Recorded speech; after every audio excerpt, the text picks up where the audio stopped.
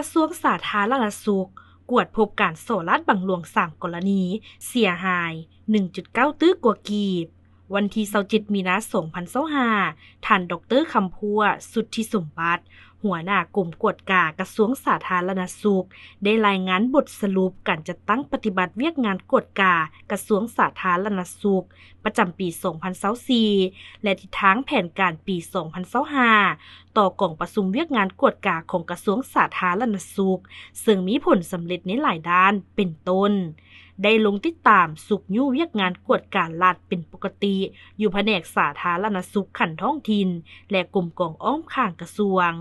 ได้ติดตามกวดการโสราดบังหลวง3กรณีติดตามการเก็บกู้เงินคืน2กรณีพบเห็นมูลค่าเสียหายทั้งหมดหลายกว่า1ตื้อ920ล้านกว่ากีบเก็บกู้คืนได้หลายกว่า195ล้านกว่ากีบและยังอยู่ในขั้นตอนเก็บกำข้อมูลเพื่อเปิดการสืบสวนสอบสวน1กรณียังบ่สามารถประเมินผลเสียหายได้ติดตามการแก้ไขผลของการตรวจสอบบทสรุปค่าตัวการจัดตั้งปฏิบัติงบประมาณแห่งรัฐและคำแนะนำกวดสอบซุกผ่านมา20ปัญหาในนี้ได้รับการปรับปรุงแก้ไขขาดตัว6ปัญหามีการปรับปรุงแก้ไขแต่บ่ขาดตัว14ปัญหาและปัญหาที่เกิดขึ้นใหม่ในปี2023จำนวน8ปัญหาได้รับการค้นคว้าคำร้องคำเสนอ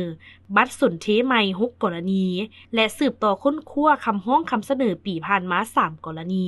รวมทั้งหมด9กรณีในนี้แก้ไขสำเร็จแล้ว3กรณีกำลังจะตั้งปฏิบัติ4กรณีติดตามที่ซี่น้ำจากคันถึง2กรณี